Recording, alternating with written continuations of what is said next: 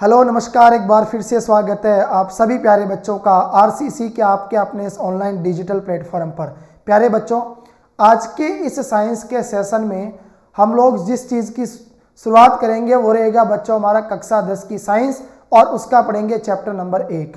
क्योंकि बच्चों जो आपका बोर्ड एग्जाम 2023 होने वाला है उसके अंदर ये जो आपका चैप्टर नंबर 1 है बच्चों, ये 5 नंबर का आपसे पूछा जाएगा और 5 नंबर के वो आपसे 3 प्रश्न पूछेगा बच्चों। एक प्रश्न 1 नंबर का, फिर एक प्रश्न 1 नंबर का, और एक प्रश्न वो आपसे पूछेगा 3 नंबर का। ठीक है बच्चों। दूसरी बात, आज हम क्या पढ़ेंगे, हमारी पाठ्य पुस्तक के प्रश्नों को। क्योंकि बच्चों नोट्स तो आप सबने याद किए हैं, लेकिन एग्जाम में प्रश्न किस हिसाब से बनते हैं उन चीज़ों का हम लोग यहाँ पर अध्ययन करेंगे।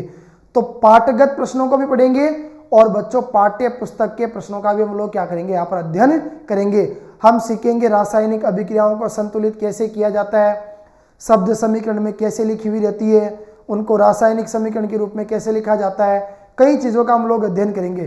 तो बिना विलंब किए शुरुआत करता हूँ बच्चों आज के साइंस के सेशन की। और देखो कौन से प्रश्नों को हम लोग पढ़ने वाले हैं। तो सबसे पहले आपको स्क्रीन पे दिखाई दे रहे हैं बच्चों पहला क्वेश्चन। जिन बच्चों को जवाब आता है जल्दी से एक बार अपने जो माइंड है उसका परीक्षण करें और कमेंट बॉक्स में लिखकर बताएं आपको कितने सर्वाधिक प्रश्नों का यहाँ पर उत्तर आता है। बच्चों देखो ध्यान से सुनना मेरी बात को, लिखना मुझे बहुत कम है, समझाने का काम मेरा ज़्यादा रहेगा। मैं बोल के चीज़ों को एक्सप्लेन करूँगा, आप लोग बच्चों ध्यान से सुनोगे बस। केवल पूरे चैप्टर को ख़त्म कर देंगे एक क्लास में, सभी पाठ्य पुस्तक और पाठगत प्रश्नों को। तो पहला प्रश्न है बच्चों, ध्यान से सुनना मेरे एक एक पॉइंट को ना। वायु में जलाने से पहले, देखो आपसे पूछा गया वायु में जलाने से पहले जो आपका मैग्नीशियम रिबन होता है बच्चों, उसको साफ क्यों किया जाता है। सुनो ध्यान से, मैग्नीशियम जो रिबन होता है बच्चों, उसको वायु में जलाने से पहले हम लोग क्या करते हैं, रेगमाल की सहायता से। ठीक है, रेगमाल की सहायता से क्या करते हैं बच्चों, उसको रगड़कर साफ करते हैं। होता क्या है, ये जो बच्चों मैग्नीशियम है ये क्या करता है, वायु में उपस्थित जो ऑक्सीजन गैस है उसके साथ में क्रिया करता है, और उसके साथ में क्रिया करके क्या करता है बच्चों, मैग्नीशियम ऑक्साइड का निर्माण करता है, जो क्या होती है, एक अशुद्धि होती है। ठीक है, कहने का मतलब हो गया बच्चों ये आपका मैग्नीशियम है, इसके 2 अणु है, ये आपकी धातु होती है, ये क्रिया करेगी वायु में उपस्थित किसके साथ, ऑक्सीजन गैस के साथ। तो आपको पता है मैग्नीशियम जब ऑक्सीजन से क्रिया करती है, यानी जब कोई धातु किसी ऑक्सीजन से क्रिया करती है तो बच्चों धातु ऑक्साइड का क्या करती है, निर्माण करती है। तो बताओ यहाँ से क्या बन जाएगा, 2MgO, यानी मैग्नीशियम ऑक्साइड का क्या हो जाएगा बच्चों, निर्माण हो जाएगा। ठीक है। दूसरी बात, अब देखो कुछ अशुद्धियाँ, जैसे एक हो गया बच्चों आपका मैग्नीशियम ऑक्साइड, ठीक है, एक जैसे हो गया आपके पास में धूल के कण, राइट, एक क्या आ गया बच्चों आपके पास में धूल के कण, और एक मैं क्या कहूंगा बताओ, नमी। इन चीजों का हमें क्या करना पड़ता है बच्चों, उपचयन करना पड़ता है। ठीक है, यानी इनको हमारे को हटाना जरूरी होता है। इसका रीजन क्या है, यदि हम लोग बच्चों इनको हटाएंगे नहीं तो ऑक्सीजन की उपस्थिति में दहन करना हमारे लिए क्या हो जाएगा, मुश्किल हो जाएगा। ठीक है, तो जब हम मैग्नीशियम रिबन को रेगमाल से घिसकर साफ करते हैं तो बच्चों उसके ऊपर की जो सतह होती है वो बताओ कैसी हो जाती है, खुरदरी हो जाती है। ठीक है, जिससे क्या होता है, उस अभिक्रिया का वेग बढ़ जाता है, और जब अभिक्रिया का वेग बढ़ जाता है तो बच्चों हमारे को शुद्ध मैग्नीशियम की क्या हो जाती है, प्राप्ति हो जाती है। क्लियर। तो ये था बच्चों आपके पहले प्रश्न का आंसर। उम्मीद करूंगा बिल्कुल सही तरीके से मैं आपको समझा पाया और बिल्कुल सही ढंग से आपको समझ में आया होगा। तो बच्चों आपको बिल्कुल भी देरी नहीं करनी और जल्दी से इस सेशन को आपको लाइक करना और अधिक से अधिक शेयर करना है। ठीक है बच्चों, आगे बढ़ता हूँ। देखो प्रश्न नंबर 2 की तरफ। प्रश्न नंबर 2 क्या कहता है, निम्नलिखित रासायनिक अभिक्रियाओं के लिए संतुलित समीकरण आपको लिखना है। ठीक है, ये इंपॉर्टेंट है बच्चों, रिएक्शन आप लोग ढंग से सीखना। हाइड्रोजन प्लस का क्लोरीन हाइड्रोजन क्लोराइड, इसका मतलब ये हुआ कि सर अगर हाइड्रोजन क्लोरीन के साथ अभिक्रिया करेगा तो हाइड्रोजन क्लोराइड का क्या होगा बच्चों, निर्माण होगा। देखो संतुलित समीकरण। हाइड्रोजन की बात करूं बच्चों तो आप कहोगे सर H2, ये क्या होती है, एक गैस होती है, ठीक है। प्लस क्लोरीन की बात करूंगा बच्चों तो ये क्या हो जाएगा आपका Cl2। बताओ ये भी क्या होती है, एक गैस होती है। जब दोनों आपस में क्रिया करेगी तो ये Cl2 ये भी क्या होती है बच्चों, एक गैस होती है, ठीक है। जब दोनों आपस में क्रिया करेगी तो हमारे पास में एक लवण बनेगा और लवण बन जाएगा दो अणु किसके, HCl के, राइट। हाइड्रोजन के साथ भी दो है, क्लोरीन के साथ भी दो है, तो दो हमने गुणा में लगा दिया। HCl क्या होता है बच्चों, हाइड्रोक्लोरिक अम्ल। ये हमारा कैसा होता है बताओ, एक प्रबल अम्ल होता है बच्चों, ठीक है। ये भी आप लोग याद रखना, ये कैसा अम्ल है, प्रबल अम्ल है, ओके। चलो तो ये हो गया आपका हाइड्रोजन क्लोराइड। ये क्या है बच्चों, आपका एक संतुलित समीकरण है, क्योंकि हाइड्रोजन के दो अणु है, क्लोरीन के भी दो अणु है। हमने क्या किया, जो हमारा लवण प्राप्त हुआ उसके आगे दो गुणा में जोड़ दिए, इसका मतलब हाइड्रोजन भी दो है और क्लोरीन भी बच्चों कितना है आपका यहाँ पर दो है, राइट। इसके बाद आगे बढ़ता हूँ बच्चों हमारे प्रश्न नंबर 2 की तरफ। प्रश्न नंबर 2 है बेटा आपका बेरियम क्लोराइड। देखो बच्चों बेरियम क्लोराइड को बताओ क्या कहा जाएगा, BaCl2। ये बच्चों आपका एक्वस होता है, यानी एक जलीय विलयन होता है, राइट। बेरियम क्लोराइड की अभिक्रिया कराओगे बताओ किसके साथ। देखो बच्चों ये यौगिक आप लोग याद रखना, BaCl2 बेरियम क्लोराइड लवण, राइट। आगे देखो एल्यूमिनियम सल्फेट। बच्चों एल्यूमिनियम सल्फेट होता है Al2SO4 का होल क्राइस। ये भी आपका जलीय विलयन होता है, यानी बच्चों क्या होता है हमारा एक्वस होता है। कंडीशंस को आप लोग ध्यान से सुनना। Al2SO4 का होल क्राइस क्या होता है बच्चों, ये हमारा एल्यूमिनियम सल्फेट होता है, ठीक है। दोनों आपस में क्रिया करेंगे, बेरियम सल्फेट बनेगा बच्चों। तो बताओ आप कहोगे सर बेरियम सल्फेट होता है BaSO4, ठीक है। चलो ये तो आ गया बच्चों आपका बेरियम सल्फेट। दूसरी बात अब बनेगा एल्यूमिनियम क्लोराइड। एल्यूमिनियम क्लोराइड क्या होता है बच्चों, तो आप याद रखोगे सर AlCl3। बताओ क्या होगा, AlCl3। देखो ये यौगिक आप लोग याद करना बच्चों, AlCl3 aluminium chloride, BaSO4 barium sulphate, Al2SO4 का होल क्राइस क्या होता है बच्चों, एल्यूमिनियम सल्फेट। आप चाहो तो बच्चों इनको अपनी रफ कॉपी के अंदर नोट कर सकते हो, ठीक है। और BaCl2 यानी क्या होता है बताओ, बेरियम क्लोराइड लवण। इसको क्या करना पड़ेगा साहब, आपको संतुलित करना पड़ेगा। आपने कहा सर एक काम करो, AlCl3 आ रहा है, इसके आगे अब देखो बच्चों इसके चरण लिखाकर संतुलित करने का जितना तो हमारे पास समय नहीं है। हम लोग इसको सॉल्व करेंगे हिट एंड ट्रायल मेथड, जिसको क्या कहा जाता है, अनुमान विधि के नाम से जाना जाता है, उससे हम लोग इसको सॉल्व करेंगे, ठीक है। तो आपने कहा सर इधर देखो Al2SO4 का होल क्राइज है सर, एल्यूमिनियम के साथ दो अणु है, तो इसका मतलब बच्चों एक काम करो यहाँ पर गुणा में कितने लगा दो, 2।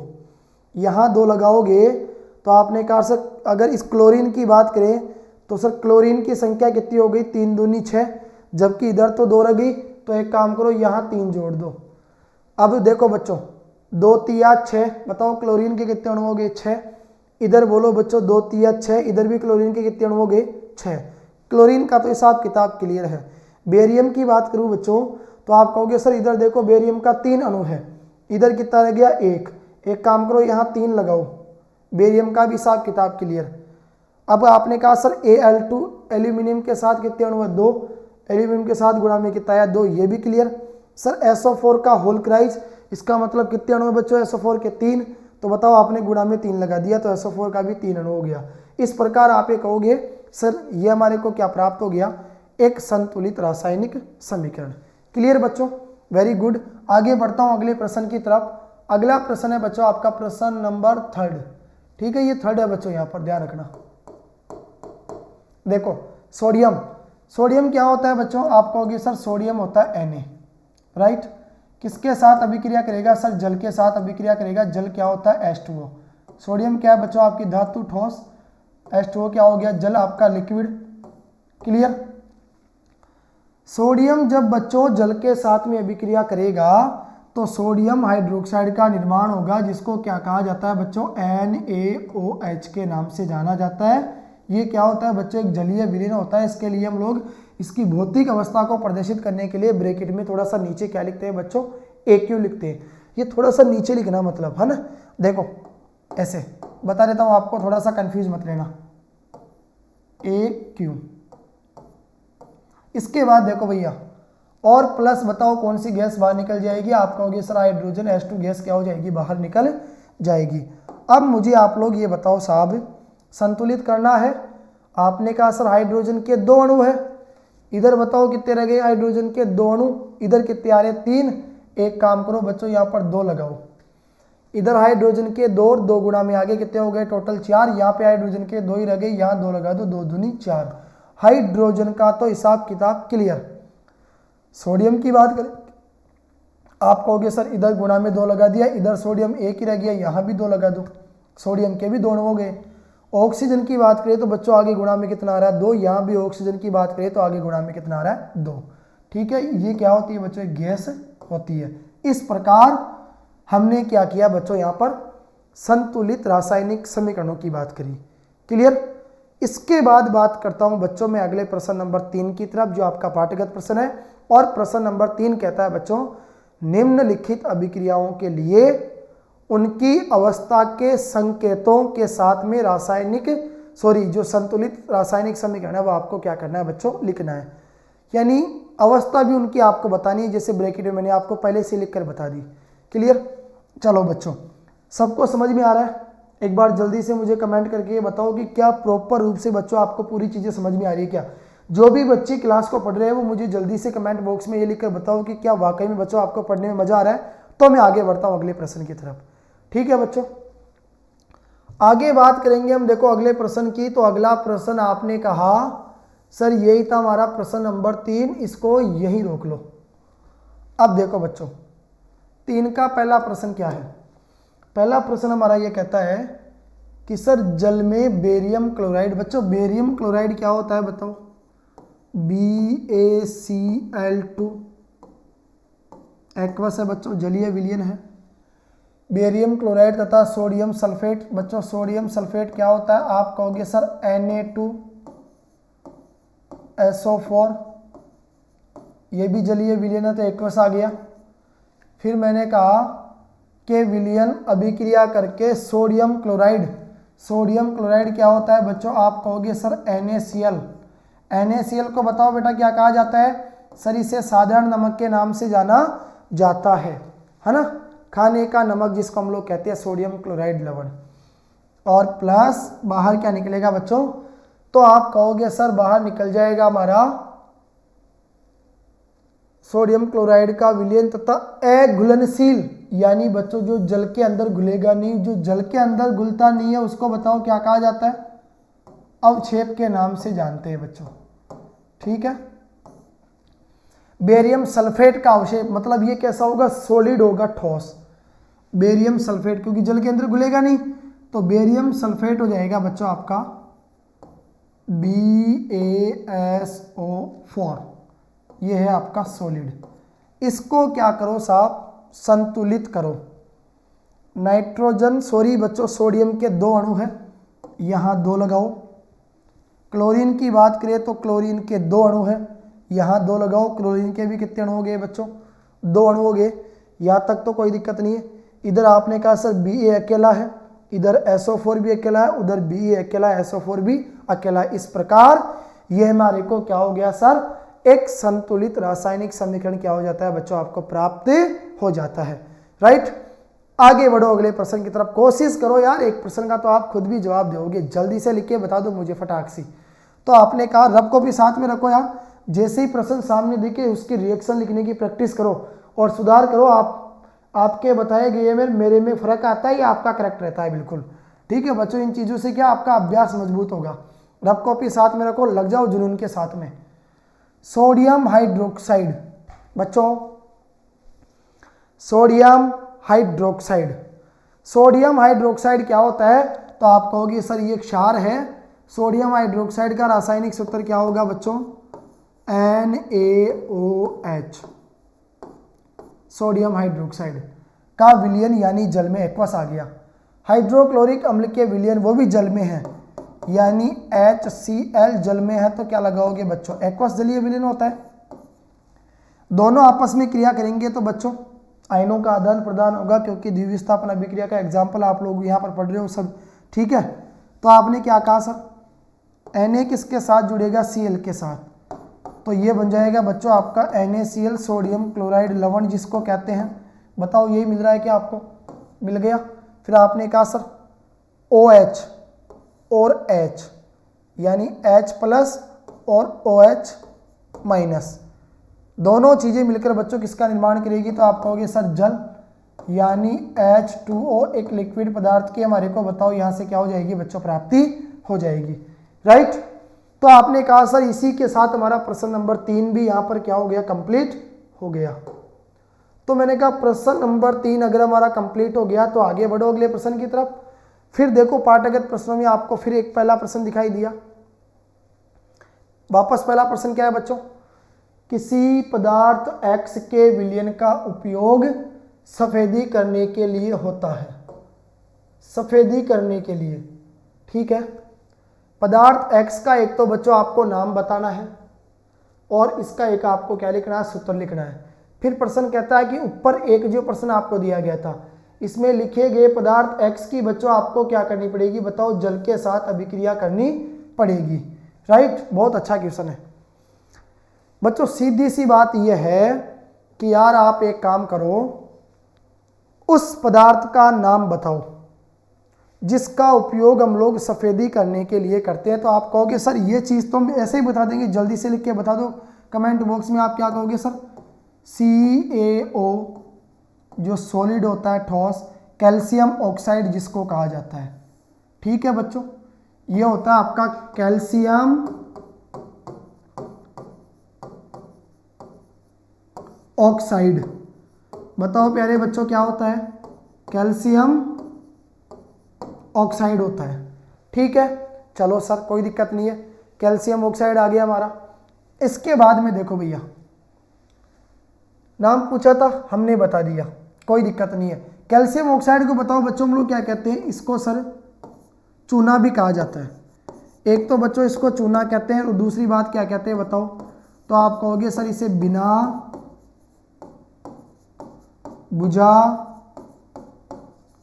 हुआ चूना, क्या कहा जाता है बच्चों, इसे बिना बुझा हुआ चूना के नाम से भी इसको जाना जाता है, राइट।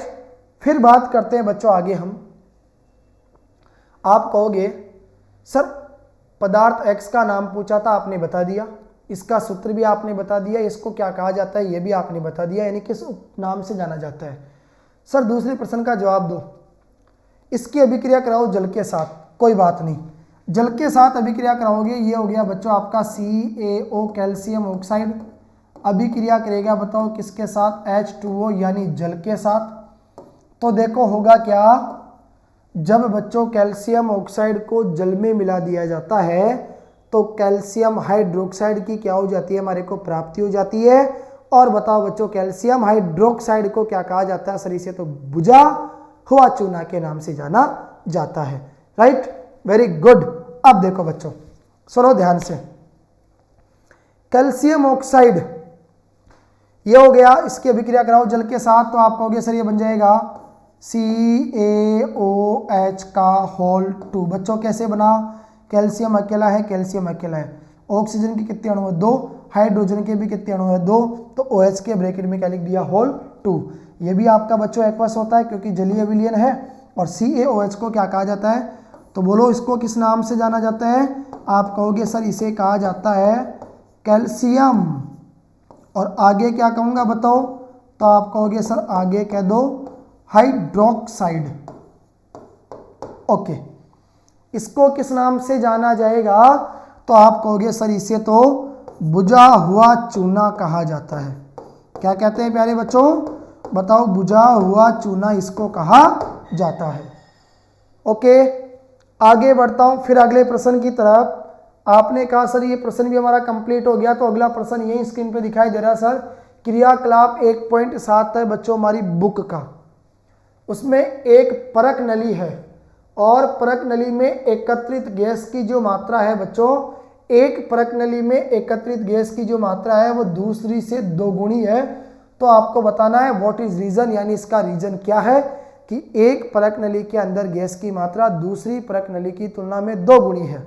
एक बार आप कहोगे सर क्रियाकलाप को तो देखना पड़ेगा, क्योंकि मुझे पता आप इतने इंटेलिजेंट हो कि बुक को साथ में नहीं रखोगे, पूरी साल ही बुक को हाथ में नहीं ली होगी आपने, तो क्रियाकलाप तो मुझे यहीं पर आपको बताना पड़ेगा। देखो बच्चों, क्रियाकलाप 1.7 क्या कहता है, तो आप कहोगे सर क्रियाकलाप 1.7 हमारा ये कहता है, देखो एक प्लास्टिक का मग लीजिए बच्चों, प्लास्टिक के मग का मतलब हो गया एक हमारे को क्या चाहिए बताओ, बीकर चाहिए, राइट। ये हमारे पास बच्चों एक प्लास्टिक का मग है जो आपको दिखाई दे रहा है, ठीक है। एक प्लास्टिक का मग लीजिए, इसकी तली में यानी बच्चों इसका जो नीचे का हिस्सा है जिसको हम लोग अपनी भाषा में पैंदा कहते हैं, ठीक है, इसमें दो हमने छिद्र कर दिया। यहाँ पर एक छिद्र देखो ये वाला आपको दिखाई दे रहा है, दूसरा छिद्र ये वाला आपको दिखाई दे रहा है, ठीक है। दो छिद्र करके उनमें रबड़ का डॉट लगा दिया, दोनों जगह रबड़ का डॉट लगा दिया, जिससे क्या है विलयन का क्या नहीं होना चाहिए बच्चों, रिसाव नहीं होना चाहिए, सुरक्षा के लिए, ठीक है।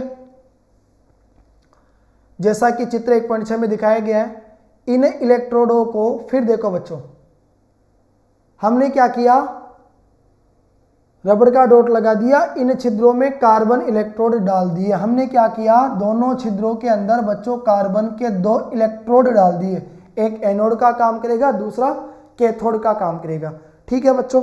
चलो फिर देखो आगे क्या करेंगे, इन दोनों इलेक्ट्रोडों को हमने क्या किया, देखो ये तो हो गया आपका एनोड। एनोड क्या होता है बच्चों, प्लस वाला सिरा पॉजिटिव, कैथोड क्या होता है बच्चों आपका माइनस वाला सिरा यानी नेगेटिव। दोनों इलेक्ट्रोडों को हम लोग क्या करेंगे बच्चों, यहाँ पर एक बैटरी से हमने जोड़ दिया। बैटरी कितने वोल्ट की है, 6 वोल्ट की हमारे पास में, ये क्या है बच्चों, एक बैटरी है, ठीक है। मग में इतना जल डालिए कि इलेक्ट्रोड उसमें डूब जाए। अब हम क्या करेंगे, ऊपर से मग में ऊपर से मग में क्या डालेंगे बच्चों, इसमें जल डाल देंगे। हमने ये जल भर दिया यहाँ तक, ठीक है। हमने क्या देखा सर, ये जो इलेक्ट्रोड है वो बताओ किसके अंदर डूब गए, यानी इस पानी के अंदर डूब गए, ठीक है। मग में इतना जल डालिए कि इलेक्ट्रोड उसमें डूब जाए। जल में तनु सल्फ्यूरिक अम्ल, बच्चों तनु सल्फ्यूरिक अम्ल क्या होता है हमारा, H2SO4, हमने पढ़ा था पिछले वाले सिलेबस में, सरीसे अम्लों का राजा के नाम से भी जाना जाता है, राइट बच्चों। जल में तनु सल्फ्यूरिक अम्ल की कुछ बूंदे डाल दीजिए, ऊपर से कुछ बूंदे आपने इसमें डाल दी। जल से भरी 2 अंशांकित परख नलियों को दोनों कार्बन इलेक्ट्रोडों के ऊपर उल्टा करके रख दीजिए। अब हम क्या करेंगे बच्चों, जल से भरी 2 अंशांकित परख नलियां लेंगे और उन दोनों परख नलियों को दोनों कार्बन इलेक्ट्रोडों के ऊपर क्या कर देंगे, इस प्रकार से उल्टा करके रख देंगे। रख दिया। अब विद्युत धारा प्रवाहित करेंगे। हम क्या करेंगे, ये हमारा स्विच है, स्विच को बच्चों और बताओ क्या कहा जाता है, तो सर इसको और कुंजी के नाम से भी जाना जाता है। कुंजी दबाओगे आप, यहाँ से बच्चों बटन दबाओगे तो अब क्या होगा, विद्युत धारा प्रवाहित होगी, ठीक है।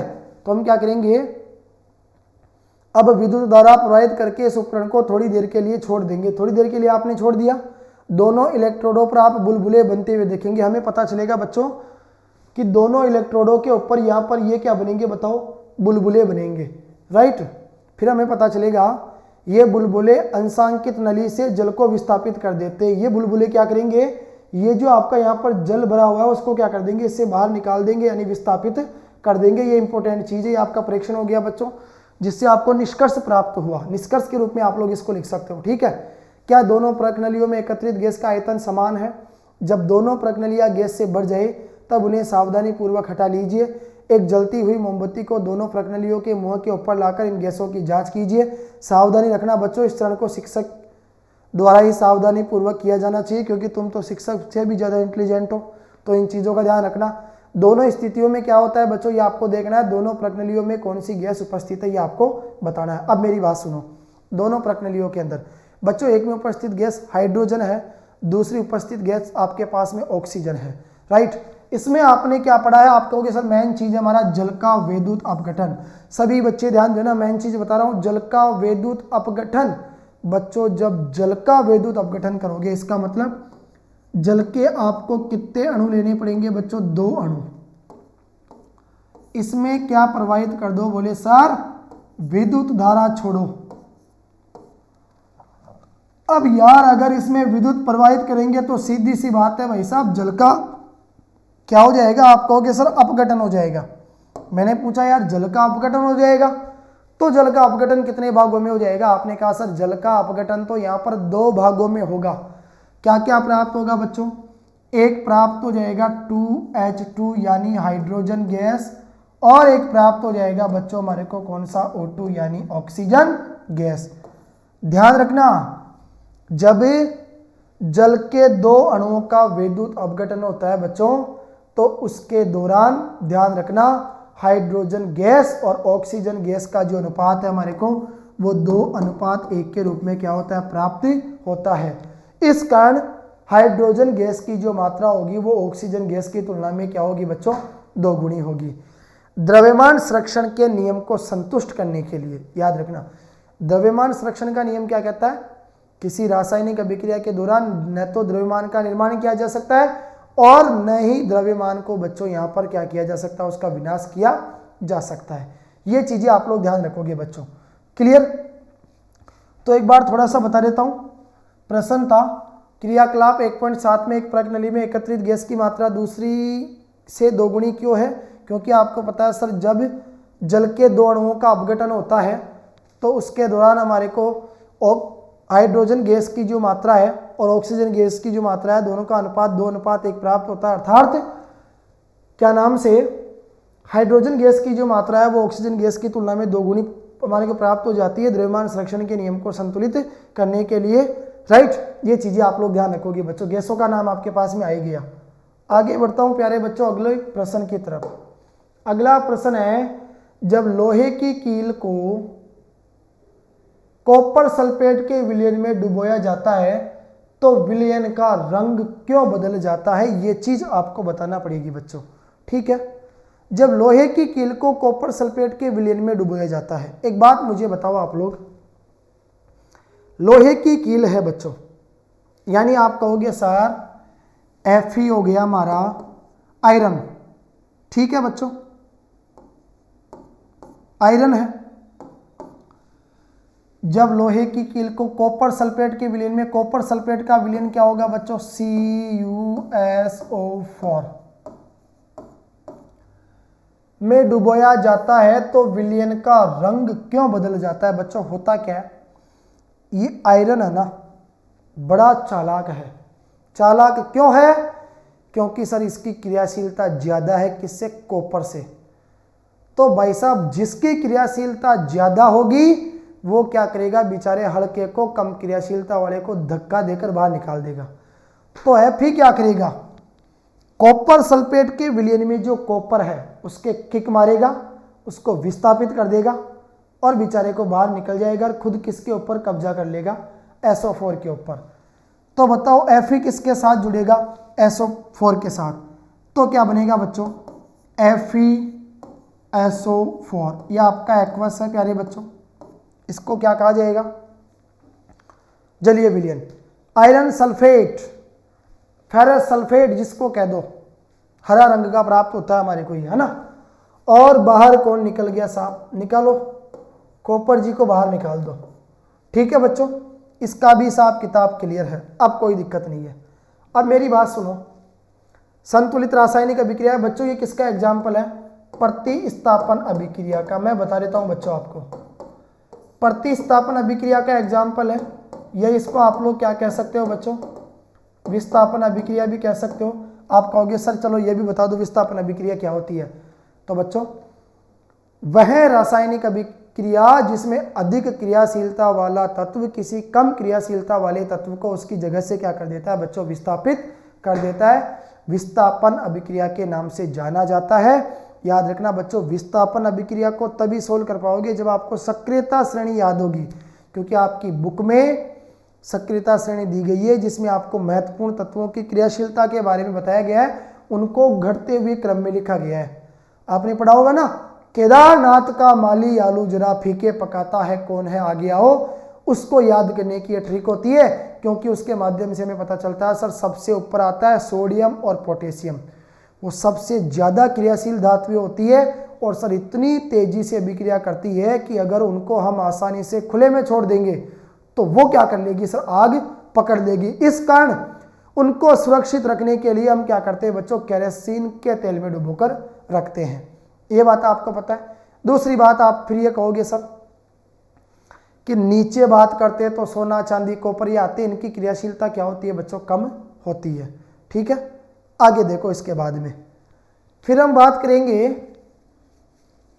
कि सर ये तो हमारा काम हो गया। अब देखो हमारे से क्या पूछा गया, जैसे ही बच्चों जब लोहे की कील को कॉपर सल्फेट के विलयन में डुबाया जाता है तो लोहा क्या करता है, कॉपर सल्फेट के विलयन में उपस्थित कॉपर को उसकी जगह से विस्थापित कर देता है। ठीक है, उससे क्या होता है बच्चों, लोहा जो है इसका रंग तो देखो कैसा हो जाता है, भूरा हो जाता है। और कॉपर सल्फेट का जो विलयन है उसका रंग बताओ कैसा है, नीला। तो ये नीला से बताओ किस में परिवर्तित हो जाता है, तो आप कहोगे सर नीला से ये परिवर्तित हो जाएगा मलिन रंग में। ठीक है, ये बात आप लोग ये रखोगे इस रिएक्शन के कारण याद।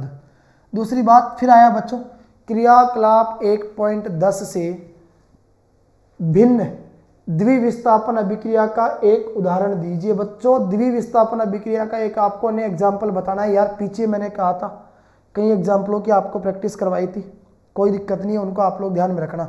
ठीक है, निम्न अभिक्रियाओं में, अच्छा ये तो अगला क्वेश्चन है, तो एक बार देखते हैं क्रियाकलाप 1.10 क्या शायद आगे दिया हुआ होगा बच्चों, आपको ये दिया गया है। ये है बच्चों आपका क्रियाकलाप 1.10। ओके चलो कोई बात नहीं, ये क्रियाकलाप 1.10 है। एक परख नली में 3 ml सोडियम सल्फेट का विलयन लीजिए, सोडियम सल्फेट का विलयन ले लिया। एक अन्य परख नली में 3 ml बेरियम क्लोराइड लीजिए, दोनों विलयनों को मिला लीजिए। चित्र 1.9 में आपने क्या देखा। ओके देखो बच्चों, एक परख नली है जिसमें 3 ml सोडियम सल्फेट का विलयन है। सोडियम सल्फेट का विलयन तो इसमें भरा हुआ है और बेरियम क्लोराइड का विलयन इसमें भरा हुआ है, उसको इसमें मिलाएंगे। ठीक है, उसको इसमें मिलाएंगे तो अब देखो क्या होगा, सोडियम सल्फेट का विलयन, सोडियम सल्फेट क्या होता है बच्चों, Na2SO4 एक्वस है आपका जलीय विलयन है। इसमें किसको मिलाओगे, बेरियम क्लोराइड, यानी आपने कहा सर BaCl2, इसको मिला दिया। ठीक है, आपस में अभिक्रिया करो, तो आपने कहा सर Ba किसके साथ जुड़ेगा, SO4 के साथ। तो बताओ बच्चों ये क्या बन जाएगा आपका BaSO4। ये क्या होता है बोलो, एक एक्वस है आपका जलीय विलयन है barium sulphate, right. Barium sulphate हो गया और प्लस Na के भी 2 अणु है, क्लोरीन के भी 2 अणु है, तो यहां लिख दो 2NaCl, 2NaCl यानी सोडियम क्लोराइड लवण। तो बताओ दोनों चीजें आपको प्राप्त हो गया। आपने कहा सर बिल्कुल सही है, यहां से हमारे को दोनों चीजों की क्या हो जाती है, प्राप्ति हो जाती है। ये तो आपको दिया गया था। एक अन्य एग्जाम्पल आपको और बताना है द्विविस्थापन अभिक्रिया का, आप लोग बता सकते हो, पीछे मैंने आपको प्रैक्टिस करवाई थी बच्चों 3-3 एग्जाम्पलों की, राइट। आगे बढ़ो अगले प्रश्न की तरफ। अब ये तो कंप्लीट हो गया बच्चों आपके पाठ्यगत प्रश्न। देखो लगभग आधे घंटे का समय मैंने आपका लिया और उसमें आपके कंप्लीट पाठ्यगत प्रश्नों को खत्म कर दिया। अब सीधा आता हूँ पाठ्य पुस्तक के प्रश्नों के ऊपर। कोशिश करता हूँ जितना जल्दी कवर करा सकूँ उतना जल्दी करवाने का आपको प्रयास करूँ। बच्चों 2 प्रश्न आपके सामने स्क्रीन पे दिखाई दे रहे हैं, जल्दी से मुझे बताओ फटाक से आंसर क्या होगा।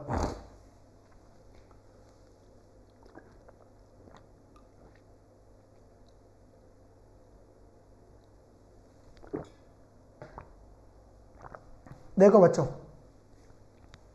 चैप्टर नंबर 1 कक्षा 10 की विज्ञान का, जिसका नाम क्या, रासायनिक अभिक्रिया एवं समीकरण, chemical reaction and equation, right. First question है बच्चों पाठ्य पुस्तक का, नीचे दी गई अभिक्रिया के संबंध में कौन सा कथन असत्य है यानी गलत है, यह बताना है आपको। गलत कौन सा होगा देखते हैं। रिएक्शन है 2PbO। PbO क्या होता है बच्चों, आप कहोगे सर ये होता है लेड ऑक्साइड। पहली बात तो क्लियर। दूसरी बात सी क्या हो गया आपका कार्बन, आपस में क्रिया करेंगे तो यहां से Pb जो है वो विस्थापित हो जाएगा और कार्बन किसके साथ अभिक्रिया कर लेगा, ऑक्सीजन के साथ, तो CO2 कार्बन डाइऑक्साइड गैस का क्या हो जाएगा बच्चों, निर्माण हो जाएगा। ठीक है सर, पहला ऑप्शन है सीसा अपचयित हो रहा है, दूसरा है कार्बन डाइऑक्साइड उपचयित हो रहा है, तीसरा है कार्बन उपचयित हो रहा है, चौथा है बच्चों लेड ऑक्साइड अपचयित हो रहा है। पहला ऑप्शन है क्या ए एवं बी दोनों गलत है, दूसरा ऑप्शन है क्या ए एवं सी दोनों गलत है, तीसरा ऑप्शन है क्या ए बी एवं सी तीनों गलत है, चौथा ऑप्शन है क्या सभी गलत है। असत्य का मतलब गलत बताना है हमारे को। बच्चों एक बात मुझे बताओ, इस चीज के लिए आपको दो चीजें आनी चाहिए। एक आपको पता होना चाहिए बच्चों ऑक्सीकरण का, बताओ प्यारे बच्चों आपको किसका पता होना चाहिए, ऑक्सीकरण का।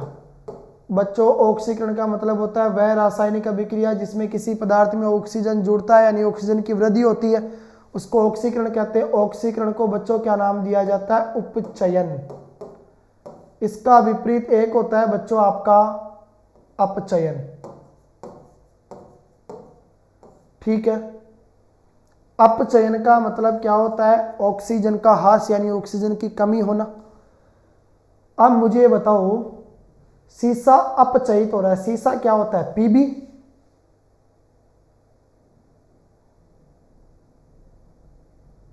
क्या Pb अपचयित हो रहा है, क्या Pb से ऑक्सीजन बाहर निकल रही है क्या, नहीं सर ये तो नहीं हो सकता। कार्बन डाइऑक्साइड उपचयित हो रहा है, कार्बन डाइऑक्साइड उपचयित हो रहा है। तीसरा ऑप्शन सर ये भी नहीं हो सकता, कार्बन डाइऑक्साइड उपचयित नहीं हो रहा, मतलब ये भी गलत है। पहला भी गलत है, इसमें कोई शक नहीं, दूसरा भी गलत है, इसमें भी कोई शक नहीं, तीसरा है कार्बन उपचयित हो रहा है, कार्बन उपचयित हो रहा है। सर ये बात तो सही है, यहां देखो ये कार्बन है, ये ऑक्सीजन को प्राप्त कर रहा है सर, इसका मतलब ये तो उपचयित हुआ, ये तो सही है, ये कंडीशन तो सत्य है। लेड ऑक्साइड अपचयित हो रहा है, सर ये भी कंडीशन सत्य है क्योंकि लेड ऑक्साइड है, यहां देखो लेड ऑक्साइड से ऑक्सीजन बाहर निकल रही है, तो मतलब ये अपचयित हो रहा है। ये दोनों कंडीशन तो सत्य है, लेकिन ऊपर वाली फर्स्ट और सेकंड दोनों क्या है बच्चों, असत्य। तो पहला ऑप्शन है ए एवं बी, यानी ऑप्शन नंबर एक आपका क्या हो जाएगा बच्चों, करेक्ट आंसर। प्रश्न नंबर 2 की तरफ बढ़ता हूं। Fe2O3 बच्चों जिसको लोहे का ऑक्साइड कहा जाता है, अभी क्रिया करेगा एल्यूमिनियम के साथ में, क्रिया करके बनाएगा Al2O3 एल्यूमिनियम ऑक्साइड। Al2O3 क्या होता है, aluminium oxide, AlO3 Al2O3 okay. और आयरन क्या हो गया, यहां से बाहर निकल गया।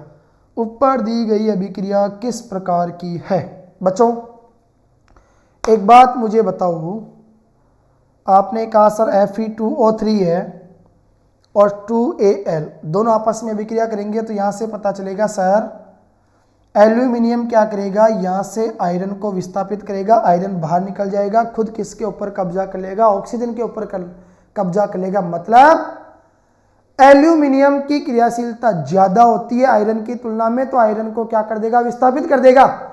विस्थापन अभिक्रिया का example option number D is the correct answer. आगे बढ़ो बच्चों अगले प्रश्न की तरफ। अगला प्रश्न नंबर 3 है, लोहे के चूर्ण पर तनु हाइड्रोक्लोरिक अम्ल डालने से क्या होता है। सही उत्तर पर निशान लगाइए। लोहे के चूर्ण पर तनु हाइड्रोक्लोरिक अम्ल डालना है तो लोहे का चूर्ण क्या होगा बच्चों, Fe, ठोस। तनु हाइड्रोक्लोरिक अम्ल आप कहोगे सर H2SO4 ओके। चलो बच्चों दोनों की आपस में अभिक्रिया करवाओगे तो आप कहोगे सर SO4 जुड़ेगा Fe के साथ में, तो FeSO4 फेरस सल्फेट या आयरन सल्फेट का क्या हो जाएगा बताओ, निर्माण हो जाएगा। बाहर क्या निकल जाएगा आपका H2 हाइड्रोजन गैस बाहर निकल जाएगी। पहला ऑप्शन है हाइड्रोजन गैस एवं iron chloride, iron chloride sorry बच्चों तनु हाइड्रोक्लोरिक अम्ल है, तनु हाइड्रोक्लोरिक अम्ल होगा HCl। माफी चाहूंगा बच्चों ये थोड़ी सी गलती होगी, हाइड्रोक्लोरिक अम्ल क्या होगा बच्चों आपका HCl। इसके 2 अणु हो गए, इसके 2 अणु हो गए, ठीक है। आपस में बच्चों क्रिया करेगा तो हाइड्रोजन और क्लोरीन है, ठीक है। चलो Cl जुड़ जाएगा Fe के साथ में तो ये बन जाएगा 2FeCl, 2FeCl। इसका मतलब यह एक काम करो, सबसे बेस्ट बच्चों, सीधी सी बात है, Fe क्या हो गया आपका लोहा, देखो आयरन क्रिया करेगा किसके साथ में, तनु हाइड्रोक्लोरिक अम्ल यानी HCl के साथ में, ठीक है। अभिक्रिया करेगा, इसके अणु हो गए 2, ये क्या आपका एक्वस जलीय विलयन। तो सर यहां से देखो हाइड्रोजन गैस एवं आयरन क्लोराइड, बच्चों ये बनेगा FeCl2, FeCl2 आयरन क्लोराइड का तो क्या हो जाएगा बच्चों, निर्माण हो जाएगा और बाहर निकल जाएगी हमारी कौन सी, H2 गैस। पहला ऑप्शन था हाइड्रोजन गैस एवं आयरन क्लोराइड FeCl2, बनता है बिल्कुल सही बात है, ऑप्शन नंबर ए आपका करेक्ट आंसर है बच्चों, राइट। आगे बढ़ते हैं, प्रश्न नंबर 4 है, संतुलित रासायनिक समीकरण क्या है, रासायनिक समीकरण को संतुलित करना क्यों आवश्यक है। वेरी गुड, देखो बच्चों अच्छा क्वेश्चन है। संतुलित रासायनिक समीकरण क्या है। पहली चीज बच्चों, किसी भी रासायनिक अभिक्रिया को संतुलित करना पड़ता है, बताओ किसके लिए, द्रव्यमान संरक्षण के नियम को संतुष्ट करने के लिए। पहला पॉइंट बनेगा सर, द्रव्यमान संरक्षण के नियम को संतुष्ट करने के लिए, द्रव्यमान संरक्षण के नियम को संतुष्ट करने के लिए हमें क्या करना पड़ता है बच्चों, रासायनिक समीकरण को संतुलित करना पड़ता है। द्रव्यमान संरक्षण का नियम क्या कहता है बच्चों, इस नियम के अनुसार द्रव्यमान का न तो निर्माण किया जा सकता है और न ही उसका विनाश किया जा सकता है। अर्थात रासायनिक अभिक्रिया के पहले यानी रासायनिक अभिक्रिया में भाग लेने वाले तत्व जिनको अभिकारक तत्व कहते हैं, उनमें उपस्थित परमाणुओं की संख्या रासायनिक अभिक्रिया के दौरान बनने वाले पदार्थ जिनको उत्पाद कहते हैं, उनके परमाणुओं की संख्या के क्या होती है बच्चों, बराबर होती है। कहने का मतलब हो गया रासायनिक अभिक्रिया के पहले और रासायनिक अभिक्रिया के बाद तत्वों के परमाणुओं का कुल द्रव्यमान सुरक्षित रहता है, राइट। तो आप ये कह सकते हो सर, द्रव्यमान संरक्षण के नियम के अनुसार रासायनिक अभिक्रिया के पहले यानी उपस्थित तत्वों के परमाणुओं की संख्या रासायनिक अभिक्रिया के बाद उपस्थित तत्वों के परमाणुओं की संख्या के क्या होती है बच्चों, बराबर होती है। दूसरी बात फिर आता है, निम्न कथनों को रासायनिक समीकरण के रूप में परिवर्तित करके उन्हें संतुलित कीजिए। निम्न कथनों को रासायनिक समीकरण के रूप में परिवर्तित करके उनको क्या करना पड़ेगा बच्चों, आपको संतुलित करना पड़ेगा। करेंगे साहब, इतना कोई कर दिया तो इनको क्यों छोड़ेंगे, इनको भी करेंगे सर, नहीं तो तुम कहाँ जीने दोगे फिर हमारे को। उठाओ अगला क्वेश्चन, आपने कहा सर नाइट्रोजन, या बच्चों कोमा लगाओ, हाइड्रोजन गैस से संयोग करके अमोनिया बनाता है। बच्चों अमोनिया क्या होगा, NH3। तो मैंने कहा नाइट्रोजन क्या हो जाएगा बच्चों, N2। ये गैस है बेटा, क्रिया करेगी इसके साथ, आपने कहा सर हाइड्रोजन गैस H2 के साथ में क्रिया कराओ, ओके। संयोग करके क्या बनाएगा बच्चों, आपने कहा सर अमोनिया बनाएगा। अमोनिया क्या होता है, NH3। ये भी क्या होती है बच्चों, एक गैस होती है। अब देखो नाइट्रोजन के भी 2 अणु, हाइड्रोजन के भी 2 अणु, यहाँ गुणा में क्या लगाओ 2। आपने कहा सर हाइड्रोजन के हो गए 3 दूनी 6, यहाँ रह गया 2, यहाँ लगा दो 3, 3 दूनी 6। ये क्या हो गया बच्चों, आपका एक संतुलित रासायनिक समीकरण, N2 प्लस का 3H2 2NH3, ओके। अगला क्वेश्चन है प्यारे बच्चों, दूसरा, हाइड्रोजन सल्फाइड गैस का वायु में दहन होने पर जल एवं सल्फर डाइऑक्साइड का क्या होता है बच्चों, निर्माण होता है। आपने कहा sir hydrogen sulphide, hydrogen sulphide क्या होता है बच्चों, H2S। ये भी आपकी गैस है, क्रिया कराओ। हाइड्रोजन सल्फाइड गैस का वायु में दहन, वायु में जलाओगे ऑक्सीजन की उपस्थिति में, उसका क्या करना पड़ेगा, दहन करना पड़ेगा। जलाओगे तो जल का निर्माण होगा। जल क्या होता है बच्चों, H2O, जल का निर्माण हो जाएगा, ओके। प्लस सल्फर डाइऑक्साइड यानी SO2 क्या हो जाएगी बच्चों, यहां से बाहर निकल जाएगी। संतुलित करो इसको यार। सर सल्फर एक है, सल्फर एक है, ऑक्सीजन के 3 अणु आ गए सर इधर यार ऑक्सीजन के 3 अणु आ गए। तो एक काम करो, देखे यहाँ पर 2 लगाओ सर, इधर 2 लगा दिया तो अब चक्कर पड़ गया। बोले क्या चक्कर पड़ गया सर, इधर देखो हाइड्रोजन के कितने हो गए 4, इधर तो सर 2 ही रह गया, यहाँ भी 2 ठोको। हाइड्रोजन 2 दूनी 4, ऑक्सीजन की बात करें तो 2 सर, इधर ऑक्सीजन की बात करते हैं तो 2 रह गई, उधर देखते हैं तो O2 और O के आगे गुणा में 2 4 है, यहाँ भी 2 लगा दो यार। अब चेक करो सर, ऑक्सीजन हो गया इधर 2 दूनी 4, अभिकारकों में ऑक्सीजन कितनी है 4, उत्पादों में चेक करो। आपने कहा सर O के आगे गुणा में 2 है, O के साथ अणुओं के रूप में 2 है, 2 दूनी 4, हिसाब किताब क्लियर है। फिर मैंने कहा बच्चों अब एक काम करो, अब एक काम ये करो सर, इधर सल्फर के कितने अणु हो गए 2, उधर चेक करो, उधर आपने कहा सर सल्फर का अणु 1 ही रह गया। अब समस्या होगी, चलो उसको भी सोल्व करेंगे। यहां एक काम करो बच्चों, 3 लगाओ, तो सल्फर के कितने अणु हो गए 3, तो इसका मतलब इधर 3 लगा के चेक करो, इधर 3 लगाओ। अब देखो, अब कहोगे सर आप सल्फर के साथ गुणा में 3 है, इधर भी सर सल्फर के साथ गुणा में 3 है। सर उधर ऑक्सीजन चेक करो, 3 दूनी 6 और 2 आगे गुणा में लगा दिया, टोटल कितनी हो गई बच्चों 8। इधर चेक किया बताओ, 2 दूनी 4, इधर 4 लगी साहब, इधर 4 रह गई, उधर कितनी हो गई बच्चों 3 दूनी 6 और 2 8। इधर चेक करते हैं तो सर समस्या हमारे साथ में ये हो जाती है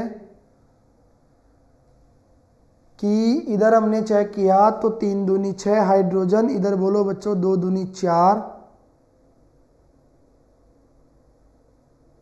हाइड्रोजन का आ गया बच्चों कितना,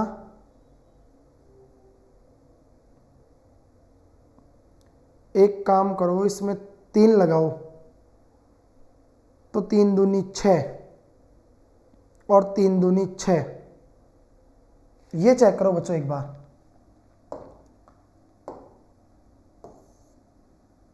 एक सेकंड देखो, यहां हमने लिखा बच्चों 3, फिर यहां हमने क्या लिखा 3। अब देखो ऑक्सीजन हो गया 3 दूनी 6, उधर चेक करें तो सर 3 और 3 दूनी 6, नहीं यार ऐसे नहीं होगा। 1 मिनट देखो बच्चों, वापस करता हूं इसको एक बार, है ना, दोबारा कोशिश करते हैं, ध्यान से देखना आप लोग। इधर सर हाइड्रोजन सल्फाइड क्या होता है बच्चों H2S, ये गैस है, का वायु में दहन करेंगे बच्चों, 2 अणु ले लो ऑक्सीजन के, इसका दहन करवाओ, ठीक है। वायु में दहन होने पर जल का निर्माण होगा, जल क्या होगा बच्चों आपको H2O liquid plus sulphur dioxide यानी SO2 की आपको क्या हो जाएगी बच्चों, यहाँ से प्राप्ति हो जाएगी। अब चेक करना भैया एक बार, तो आपने कहा सर हमने चेक किया, इधर देखो सल्फर सर उधर 1 है, इधर भी सल्फर 1 है, ठीक है। इधर सर हाइड्रोजन को देखते हैं तो हाइड्रोजन 2 है, उधर भी सर हाइड्रोजन 2 है। ऑक्सीजन को देखो बच्चों, सर आपने कहा उधर 2 और 1 कितनी है 3, इधर सर ऑक्सीजन हो गई 2 दूनी 4।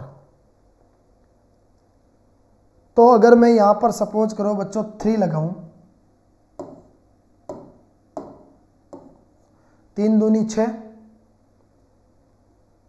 इधर बताओ कितना हो गया 2 तो उधर है, और देखे 3 यहां लगाओ, 3 दूनी 3 यहां नहीं, यहां लगाओ बच्चों 2, तो 2 ऑक्सीजन इधर और 2 ऑक्सीजन उधर, कितनी हो गई 4। इधर ऑक्सीजन कितनी हो गई बच्चों, इधर आपने कहा सर 3 दूनी 6, 3 दूनी 6, इधर ऑक्सीजन 2, उधर ऑक्सीजन कितनी 2 है, ठीक है, चलो कोई दिक्कत नहीं है। हाइड्रोजन की बात करें बच्चों 2 दूनी 4, इधर हाइड्रोजन रह गई 2, तो यहाँ पे लगा दो 2, आपने कहा सर हाइड्रोजन 2 दूनी 4, उधर हाइड्रोजन 2 दूनी 4। सल्फर के कितने अणु है? 2। सल्फर का सर 1 रह गया, वहां पर 2 लगाए, यहां अगर 2 लगा देंगे तो सल्फर का भी 2 हो जाएगा सर। अब ऑक्सीजन को चेक करो रे तुम। सर ऑक्सीजन को चेक करेंगे। अब बच्चों एक एक चीज को समझना, 1 मिनट है ना आप लोग। देखो हाइड्रोजन 2 दूनी 4, इधर हाइड्रोजन बताओ बच्चों 2 दूनी 4, हिसाब किताब क्लियर। क्या क्या बन रहा था? जल बन रहा था, सल्फर डाइऑक्साइड SO2 बन रही थी, ठीक है। हाइड्रोजन 2 दूनी 4, हाइड्रोजन 2 दूनी 4, क्लियर है सर। सल्फर भी आओ बच्चों, सल्फर के साथ गुणा में 2 है, उधर सल्फर के साथ गुणा में 2 है, सल्फर के भी 2 हो गए। अब फंस रहा है मामला ऑक्सीजन का। इधर बच्चों बताओ आगे गुणा में 2 है, उधर 2 दूनी 4, यानी 4 2 6 ऑक्सीजन, ठीक है बच्चों। इधर देखो 2, उधर बोलो 2 दूनी 4, 4 2 6 ऑक्सीजन, इधर बोलो 3 दूनी 6 ऑक्सीजन। यानी अब ये हमारा क्या हो गया बच्चों? अभ्यास करने पर सफलता जरूर मिलती है, तो यहां से आपको सफलता प्राप्त हो गई। और ये क्या हो गया बच्चों? आपका एक रासायनिक समीकरण कंप्लीटली संतुलित हो गया। अगला है बच्चों, आपने कहा सर थोड़ा सा समय तो लगा, बाकी आंसर जरूर आ गया। तो बच्चों मेहनत आप करोगे तो सफलता आपको क्यों नहीं मिलेगी? मिलेगी, मिलना पड़ेगा उसको आपसे, क्योंकि मंजिल उन्हीं को मिलती है बच्चों जिनके सपनों में जान होती है। पंखों से कुछ नहीं होता, हौसलों से उड़ान होती है। तो हौसले आपको बुलंद रखने हैं और खुले आकाश में बिंदास होकर आपको उड़ना है। देखो अगला है बच्चों एल्यूमिनियम सल्फेट। एल्यूमिनियम सल्फेट होता है सर Al2SO4 का होल क्राइस, Al2SO4 का होल क्राइस, एल्यूमिनियम सल्फेट यही होता है सर। एल्यूमिनियम सल्फेट के साथ अभिक्रिया करके बेरियम क्लोराइड, आपने कहा sir BaCl2, barium chloride, aluminium sulphate के साथ बेरियम क्लोराइड, एल्यूमिनियम क्लोराइड एवं बेरियम सल्फेट का अवक्षेप देता है एल्यूमिनियम क्लोराइड। एल्यूमिनियम क्लोराइड क्या होता है बच्चों? AlCl3। एल्यूमिनियम क्लोराइड क्या होता है? AlCl3 प्लस बेरियम सल्फेट का अवक्षेप, यानी ये जल में घुलेगा नहीं तो इसके लिए S लगाना पड़ेगा, सॉलिड ठोस होगा। बेरियम सल्फेट क्या होगा बच्चों? BaSO4, यहाँ S सॉलिड आएगा क्योंकि ये अवक्षेप देता है, यानी जल के अंदर घुलता नहीं है। संतुलित करो सर। क्लोरीन के कितने अणु है बच्चों? 3। ओके, एल्यूमिनियम का 1 है, इधर एल्यूमिनियम के 2 है, इधर एल्यूमिनियम के 2 है, तो यहां पर देके 2 लगाओ सर। 2AlCl3 बन गया। एल्यूमिनियम का 2 हो गया, क्लोरीन का हो गया सर 3 दूनी 6, गड़बड़ी हो गई, गड़बड़ी नहीं होगी यार, यहां 3 लगाओ, 3 दूनी 6, 2 तिया 6, क्लोरीन का हिसाब किताब क्लियर। फिर हमने कहा सर SO4 के साथ तो गुणा में 3 आ रहा है, एक काम करो यहां 3 ठोको, SO4 के साथ गुणा में 3 आ गया, इधर SO4 के भी 3 अणु है, बेरियम के आगे 3 लगा दिया, उधर बेरियम भी 3 हो गया सर। पूरा हिसाब किताब इज क्लियर। ओके, तो इसका मतलब यह क्या हो गया बच्चों? आपका एक संतुलित रासायनिक समीकरण आपको क्या हो गया? प्राप्त हो गया। आपने कहा सर पोटेशियम धातु जल के साथ अभिक्रिया करके पोटेशियम हाइड्रोक्साइड एवं हाइड्रोजन गैस देती है। पोटेशियम धातु के सॉलिड है, इसके मान लो 2 अणु ले लिए, चेक कर लेंगे संतुलित करने के हिसाब से। जल के साथ अभिक्रिया करेगी बच्चों, जल के साथ अभिक्रिया करेगी, इसके 2 अणु हो गए, दोनों आपस में क्रिया करेंगे। पोटेशियम हाइड्रोक्साइड क्या होता है बच्चों? KOH plus hydrogen gas H2 क्या हो जाएगी? आपको प्राप्त हो जाएगी। आपने कहा सर पोटेशियम के 2 अणु है, इधर पोटेशियम के 2 अणु, देखते हैं अभी 2 चाहिए कि 1 चाहिए। आपने कहा सर हाइड्रोजन 2 दूनी 4, मैंने कहा बच्चों 2 ये गई तो यहाँ 2 लगाओ ना, क्या दिक्कत है? अब देखो हाइड्रोजन के 2 अणु, इधर हाइड्रोजन का 2 अणु, 4 क्लियर।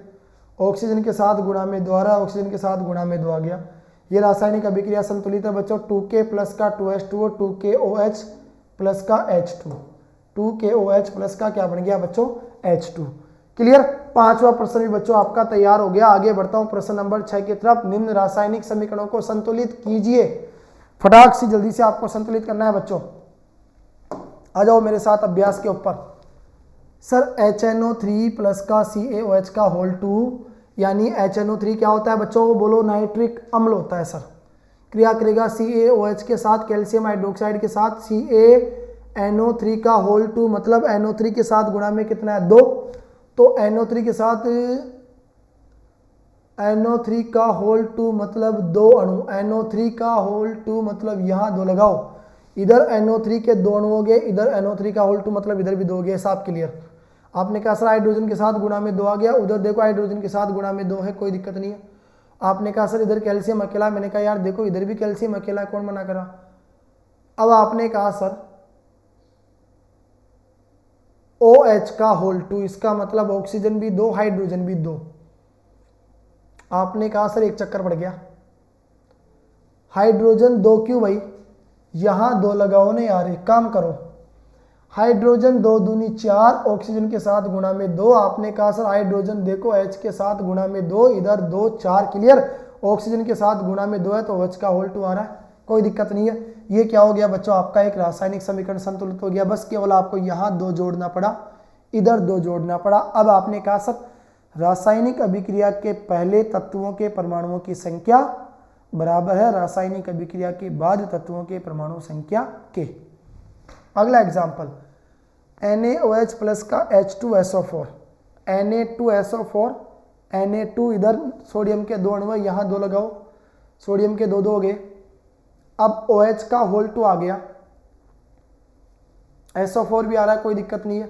OH का होल 2 इसका मतलब आप कहोगे सर ऑक्सीजन भी 2 हाइड्रोजन भी 2, तो ऑक्सीजन 2 चाहिए तो यहाँ 2 लगाओ। हाइड्रोजन होगी सर 2 दूनी 4, तो सर 2 हाइड्रोजन तो इधर है, 2 इधर है, उधर 4 हो गई। इधर 2 ऑक्सीजन है, उधर भी 2 ऑक्सीजन है, इधर भी कंप्लीट हो गया। इधर SO4 अकेला, इधर भी SO4 अकेला। सर इधर Na2 इधर भी Na2, हिसाब किताब क्लियर।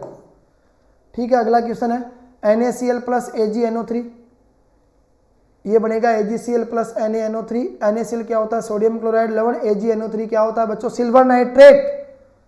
और NaNO3 क्या होता है? Sodium nitrate. आपने कहा सर AgCl क्या होगा? सिल्वर क्लोराइड लवण। NaCl, Na अकेला, इधर भी बच्चों Na अकेला, Cl इधर अकेला, इधर भी Cl अकेला, इधर Ag अकेला, इधर भी Ag अकेला, इधर NO3 अकेला, इधर भी अकेला। आपका हो गया सर पहले से ही क्या है बच्चों? संतुलित है। कोई दिक्कत नहीं यार, पहले से ही संतुलित है तो बेगारी का ऐसे कैसे छाप दो। BaCl2 बेरियम क्लोराइड लवण, H2SO4 हाइड्रोजन सल्फेट सल्फ्यूरिक अम्ल, BaSO4 barium sulphate HCl। Check करो H2 यहाँ 2 लगाओ, इधर भी हाइड्रोजन 2, उधर भी हाइड्रोजन 2। Cl के आगे गुणा में 2 आ रहा है, उधर भी Cl2 आ रहा है, दोनों का हिसाब क्लियर। Ba इधर अकेला, उधर भी Ba अकेला, SO4 अकेला, इधर भी SO4 अकेला। अब ये क्या हो गया बच्चों? आपका संतुलित हो गया। ठीक है बच्चों, कहो सर मजा आ गया चैप्टर के अंदर। एक क्लास में रासायनिक अभिक्रिया को कर दिया पूरी को फिनिश। आगे बढ़ो बच्चों अगले प्रश्न की तरफ। कोशिश करूंगा देखना 1.25 घंटे के अंदर कंप्लीट प्रश्नों को तैयार करवा दूंगा बच्चों आपको। तुम समय को मत देखो, बस तुम काम की चीज को देखो, अपने दिमाग में फिट कर लो। ऐसे पढ़ो, लास्ट बार पढ़ रहा हूं, अब सीधा बोर्ड एग्जाम दूंगा बस। निम्न अभिक्रियाओं के लिए संतुलित रासायनिक समीकरण लिखिए। फिर संतुलित रासायनिक समीकरण लिखो, बहुत परेशान करेगा ये चैप्टर आपको। कैल्शियम हाइड्रोक्साइड बोलो CaOH का whole 2 calcium hydroxide aqueous plus carbon dioxide बोलो क्या नाम से? CO2। ठीक है, क्या बनाएगा? Calcium carbonate CaCO3। सर ये क्या होता है हमारे पास? संगमरमर, जिसको चूना पत्थर कहते हैं। सर ये ठोस होगा सॉलिड, प्लस जल क्या होगा बच्चों? H2O यानी आपका लिक्विड। चेक करो, ऑक्सीजन के अणु है बच्चों 3 और उधर 1 4, इधर 2 है। एक काम करो, देखे कोशिश करो, यहाँ 2 लगाओ। आपने कहा सर ऑक्सीजन 2 दूनी 4, और रुको यार इधर भी है ऑक्सीजन का मैटर। चेक करते हैं, चलो कोई बात नहीं। Ca अकेला है, C अकेला है, इधर तो गड़बड़ी हो जाएगी फिर यहाँ 2 लगाओगे तो। बैक चलो, कैल्शियम अकेला है, इधर भी कैल्शियम अकेला है, इधर सी अकेला है, इधर भी सी अकेला है। आगे चेक करो सर, ऑक्सीजन के 3 और 1 4, इधर 2, इधर ऑक्सीजन के 2, यानी टोटल कितना 4। हाइड्रोजन का इधर कितना है बच्चों 2, इधर भी हाइड्रोजन का 2। मेरे हिसाब से संतुलित है। चेक करो, कैल्शियम अकेला, इधर भी कैल्शियम अकेला है, OH का होल 2 है। इसका मतलब बच्चों ऑक्सीजन 2, हाइड्रोजन भी 2, इधर ऑक्सीजन 2, टोटल हो गई 4। आपने कहा सर ऑक्सीजन 2, ऑक्सीजन का मैटर फंस रहा है कहीं पर। उधर आपने कहा सर OH का होल 2, इसका मतलब ऑक्सीजन 2, हाइड्रोजन भी 2, इधर O2 2, तो कितना हो गया 2 दूनी 4। हाँ तो इधर सही है ना, 3 और 1 4 ही है। क्लियर है बच्चों, संतुलित है आपका ऑलरेडी। ठीक है, आगे बढ़ो अगली तरफ, अगले प्रश्न की तरफ। जिंक, जिंक क्या होता है बच्चों Zn, जस्ता जिसको कहते हैं। सिल्वर नाइट्रेट, ठोको यार AgNO3। ठीक है, आपस में अभिक्रिया करेंगे, जिंक नाइट्रेट बनेगा ZnNO3 का होल 2। याद रखना जिंक नाइट्रेट क्या होगा, जिंक नाइट्रेट क्या होगा, जिंक नाइट्रेट क्या होगा ZnNO3 का whole 2 plus silver Ag2Ag। Check करो इसको संतुलित करने के लिए। सर Ag के आगे आपने गुणा में 2 लगा दिया, यहाँ भी 2 लगा दो, Ag के 2, उधर भी Ag का 2, इधर सर जिंक अकेला, इधर भी जिंक अकेला, इधर सर NO3 के आगे 2 लगा दिया, इधर NO3 का होल 2। क्लियर है, पूरा हिसाब किताब बच्चों आपके सामने क्लियर है, संतुलित रासायनिक समीकरण है। अगला क्वेश्चन उठाओ सर, 4 है, तीसरा है एल्यूमिनियम, क्या होगा बच्चों Al plus copper chloride CuCl2, copper chloride. अभिक्रिया करवाओ sir, aluminium chloride, aluminium chloride, aluminium chloride होता है बच्चों AlCl3 प्लस कॉपर क्या हो जाएगा Cu। सर क्लोरीन के 3 अणु है, इधर 2 रह गया, यहाँ 3 लगाओ, 3 दूनी 6, इधर 2 लगाओ, 2 तिया 6, एल्यूमिनियम के साथ यहाँ 2 लगाओ, एल्यूमिनियम के 2 अणु, इधर एल्यूमिनियम के 2 अणु। क्लोरीन की बात करो, 2 तिया 6, 2 तिया 6, क्लोरीन का भी clear. Copper sir copper Cu, copper के आगे 3 लगा दिया, इधर 3 लगाओ ना, कौन मना कर रहा है। चेक करो साले को, आपने कहा sir aluminium Al, copper chloride CuCl2, ठीक है, aluminium chloride AlCl3, okay, copper Cu। Aluminium के आगे सर 2 अणु है, इधर एल्यूमिनियम के आगे 2 अणु आ गए। ठीक है सर, कॉपर के साथ गुणा में 3 है सर, इधर कॉपर के साथ गुणा में 3 आ गया। क्लोरीन की बात करते हैं सर, 3 दूनी 6, 2 तिया 6, हिसाब किताब क्लियर। अगला एग्जाम्पल क्या है बच्चों, आप कहोगे सर अगला एग्जाम्पल है बेरियम क्लोराइड। बच्चों बेरियम क्लोराइड क्या होता है, आप कहोगे सर बेरियम क्लोराइड होता है हमारे पास में BaCl2 एक्वस। बेरियम क्लोराइड अभिक्रिया करेगा बच्चों किसके साथ, पोटेशियम सल्फेट के साथ। बोलो क्या होगा, K2SO4।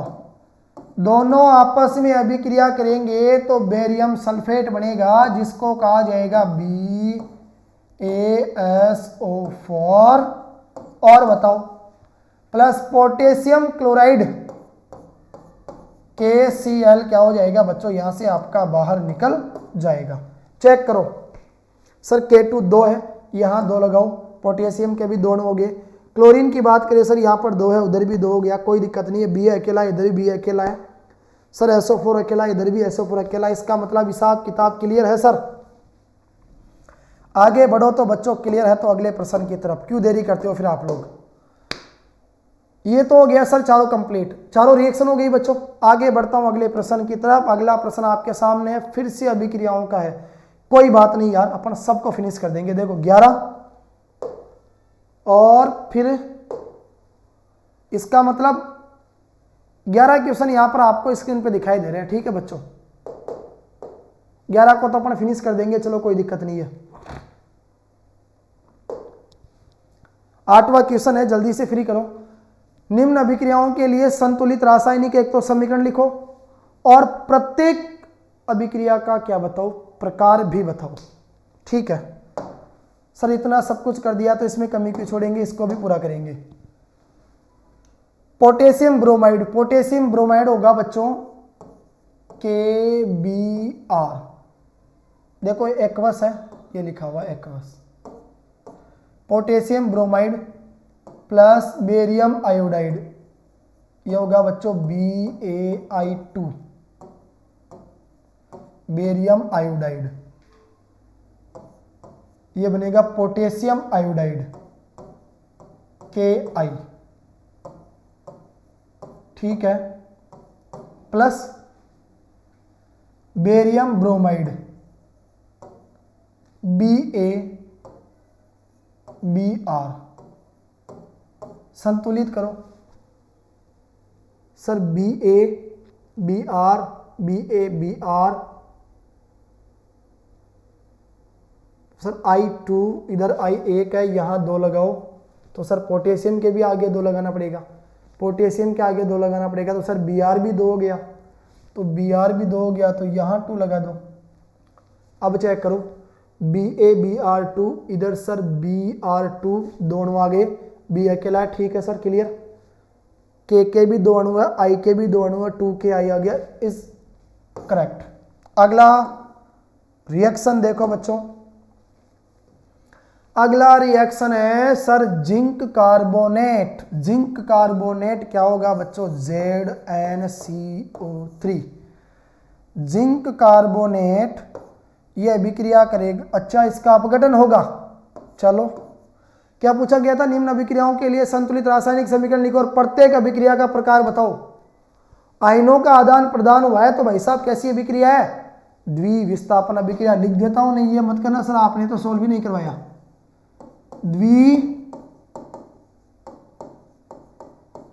द्विविस्थापन अभिक्रिया। ओके, अब देखो zinc carbonate ZnCO3, zinc oxide ये बनेगा बच्चों आपका ZnO प्लस कार्बन डाइऑक्साइड यानी CO2। ठीक है, जिंक ऑक्साइड। ओके, अब देखो बच्चों कार्बन अकेला है सर, कार्बन अकेला कोई दिक्कत नहीं, ऑक्सीजन 2 और 1 3, इधर भी सर ऑक्सीजन 3 है, Zn अकेला, इधर भी Zn अकेला। इसका मतलब सर संतुलित हो गया, काम हो गया, आगे बढ़ो। अगला क्वेश्चन है हाइड्रोजन प्लस क्लोरीन। तो हमने पढ़ा था सर H2 गैस प्लस का Cl2 गैस, दोनों आपस में मिल जाएगी तो बन जाएगा 2HCl यानी हाइड्रोजन क्लोराइड लवण, जो क्या होता है सर हमारा एक जलीय विलयन होता है। तो इसके लिए बताओ बच्चों क्या आ जाएगा आपका AQ यानी एक्वस हिसाब। Clear, hydrogen chloride HCl, hydrochloric अम्ल जिसको कहते हैं। ठीक है, देखो बच्चों हाइड्रोजन गैस है, क्लोरीन भी गैस है, दोनों मिलेगी, हाइड्रोजन क्लोराइड बनेगा HCl। ये है ना, यहाँ पर AQ आएगा, बस ध्यान रखना, ये मिसप्रिंट है किताब के अंदर, सुधार कर लेना इसमें।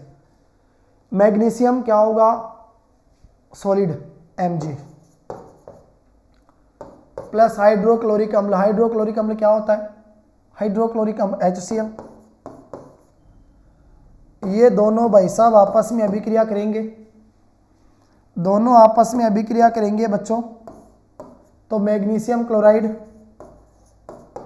MgCl का भी क्या हो जाएगा, निर्माण हो जाएगा, और एक क्या बनेगा हाइड्रोजन यानी H2 क्या हो जाएगा आपको बच्चों प्राप्त हो जाएगा। आपने कहा सर हाइड्रोजन के 2 अणु है, यहाँ 2 लगाओ, क्लोरीन के भी 2 हो गए सर, तो यहाँ 2 लगाओ, यहाँ 2 लगा दिया, तो मैग्नीशियम भी 2 हो गया, तो यहाँ भी 2 लगा दो। 2Mg प्लस का 2HCl, 2MgCl प्लस का H2। क्लियर है बच्चों, वेरी गुड। ये आपका हो गया कंप्लीट तीनों रिएक्शन। प्रश्न नंबर 9, ऊष्माक्षेपी एवं ऊष्माशोषी अभिक्रिया का क्या अर्थ है, उदाहरण दीजिए बच्चों। वह रासायनिक अभिक्रिया जिनके दौरान उत्पाद के साथ में ऊष्मा भी उत्पन्न होती है उसे ऊष्माक्षेपी अभिक्रिया कहा जाता है, और वह रासायनिक अभिक्रिया जिसके दौरान ऊष्मा का अवशोषण होता है उसे ऊष्माशोषी अभिक्रिया कहा जाता है। एग्जाम्पल की बात करेंगे बच्चों। एग्जाम्पल अपने आप में बहुत बड़ा मायना यहाँ पर आपके लिए रोल प्ले करेगा, ठीक है। तो देखो हम बात कर रहे हैं बच्चों ऊष्माक्षेपी अभिक्रिया की। देखो ऊष्माक्षेपी अभिक्रिया आपको चाहिए बच्चों, एक तो मैं कहूँगा श्वसन, ठीक है, यानी आप सांस लेते हो। श्वसन कैसी अभिक्रिया है, ऊष्माक्षेपी अभिक्रिया है। दूसरी बात मैंने आपसे कही बच्चों, क्या नाम से, आपको पता है क्या बोलते हैं उनको, साग सब्जियां होती है। साग सब्जियों का जब अपघटन किया जाता है, जैविक अपघटन किया जाता है, तो उसके दौरान हमारे को किसकी प्राप्त होती है, कंपोस्ट की प्राप्त होती है, जिसके दौरान बताओ ऊर्जा क्या होती है बच्चों, मुक्त होती है, राइट। एक आपको पता है क्या नाम से, शर्करा होती है, शर्करा का जल में विलयन, ये भी किसका एग्जाम्पल है, ऊष्माक्षेपी अभिक्रिया का। ऊष्माशोषी अभिक्रिया की बात करते हैं तो ये तो ऊष्मा को क्या करेगी साहब, ग्रहण करेगी। ऊष्मा को ग्रहण करेगी मतलब इसको तो ऊष्मा चाहिए। ऊष्मा चाहिए तो आप लोग कह सकते हो जैसे क्या नाम से, देखो मैं आपको बताऊं इसका एग्जाम्पल। एक तो हो गया बच्चों आपके श्वसन आ गया, क्लियर है। सॉरी देखो जो शर्करा का जल में विलयन होता है ना, शर्करा का जल में विलयन, थोड़ा सा ध्यान से सुनना बच्चों। दो चीजें ऊष्माक्षेपी, एक तरफ आएगा आपका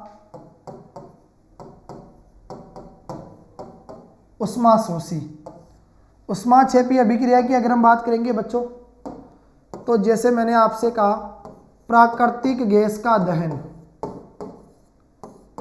प्राकृतिक गैस का क्या करो बच्चों, दहन करो। सर प्राकृतिक गैस कौन सी होगी, मीथेन CH4। इसका दहन करेंगे मतलब इसको ऑक्सीजन की उपस्थिति में सर जलाएंगे, तो ये क्या बनेगा, ये बनेगा बच्चों CO2 carbon dioxide gas plus 2H2O, यानी जल का क्या हो जाएगा बच्चों, निर्माण हो जाएगा, और बाहर क्या निकल जाएगी बताओ, ऊष्मा निकल जाएगी। चेक करो, कार्बन अकेला है, कार्बन अकेला है, ऑक्सीजन की मात्रा 2 दूनी 4, इधर सर 2, उधर 2 काम में आ गया, हाइड्रोजन 2 दूनी 4, हाइड्रोजन 2 दूनी 4। ये ऊष्माशोषी अभिक्रिया का एग्जाम्पल है बच्चों, ठीक है। एक हो गया साग सब्जियां होती है, उनका जब जैविक अपघटन किया जाता है तो उसके दौरान क्या किसकी प्राप्ति होती है, कंपोस्ट बनता, ये भी किसका एग्जाम्पल है, ऊष्माक्षेपी अभिक्रिया का। एक आपने पढ़ा बच्चों क्या, श्वसन, ठीक है। इधर ऊष्माशोषी अभिक्रिया की बात करें तो जैसे मैंने कहा शर्करा का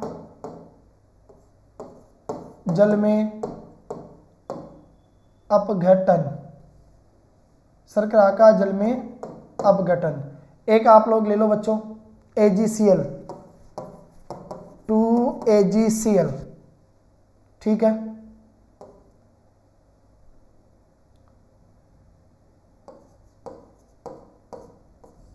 इसको ऊष्मा दोगे यानी ऊष्मा को अवशोषित करेगा तो यह अपघटित हो जाएगा, एक बनाएगा Ag और प्लस बाहर कौन सी गैस निकल जाएगी बोलो, Cl2 गैस की आपको क्या हो जाएगी बच्चों, प्राप्ति हो जाएगी, ठीक है। एक आध एग्जाम्पल अगर आप लोग और देखते हो तो जैसे एक ले लो क्या नाम से H2 प्लस का Cl2, क्लियर, ये मिलकर क्या बनेगा 2HCl, ऊष्मा को अवशोषित करेगा। तो मैंने आपसे कहा कि सर 1, 2 और एक कौन सा आया 3, ये तो किसके एग्जाम्पल है, ऊष्माशोषी के। और फिर मैंने कहा आपसे कि बच्चों अब बताओ 1, 2 और एक कौन सा है बच्चों 3, ये किसके एग्जाम्पल है, ऊष्माक्षेपी अभिक्रिया के। ठीक है, आगे बढ़ो। अगला प्रश्न है, श्वसन को ऊष्माक्षेपी अभिक्रिया क्यों कहते हैं, वर्णन कीजिए। बच्चों देखो, श्वसन को है ना ऊष्माक्षेपी अभिक्रिया कहते हैं क्योंकि आपको पता है सभी प्राणी होते हैं, प्राणियों को जीवित रहने के लिए बच्चों किसकी आवश्यकता पड़ती है, ऊर्जा की आवश्यकता पड़ती है। सभी प्राणियों को जीवित रहने के लिए ऊर्जा की आवश्यकता पड़ती है। ऊर्जा बच्चों हमें भोजन से प्राप्त होती है। भोजन के रूप में हम क्या करते हैं बच्चों, विभिन्न प्रकार के पदार्थों को ग्रहण करते हैं। जैसे सपोज कीजिए भोजन के रूप में आपने खाद्य पदार्थों के रूप में ग्रहण किया, क्या नाम से, चावल हो गया, ठीक है। एक आपने क्या नाम से, जैसे मान लो ब्रेड हो गया, चावल हो गया, ब्रेड हो गया, आलू हो गया। इन चीज़ों को जब बच्चों हम लोग ग्रहण करते हैं तो इनके दौरान हमारे को किसकी प्राप्ति होती है, कार्बोहाइड्रेट्स की प्राप्ति होती है। जब भोजन करते हैं तो भोजन की पाचन क्रिया शुरू होती है। जब भोजन का पाचन होता है तो भोजन का विघटन होता है, वो टुकड़ों में टूट जाता है, तो कार्बोहाइड्रेट्स भी क्या हो जाता है, टुकड़ों में टूट जाता है। जब कार्बोहाइड्रेट्स टुकड़ों में टूट जाता है तो उससे बच्चों ग्लूकोज की क्या हो जाती है, प्राप्ति हो जाती है, जो हमारे को ऊर्जा देने का क्या करता है, काम करता है। तो श्वसन अभिक्रिया अगर आपको याद रखनी हो, या श्वसन अभिक्रिया बच्चों अगर आपसे पूछी जाती है तो मैं आपको है ना इसका जो रिएक्शन है वो बता देता हूँ श्वसन अभिक्रिया की। देखो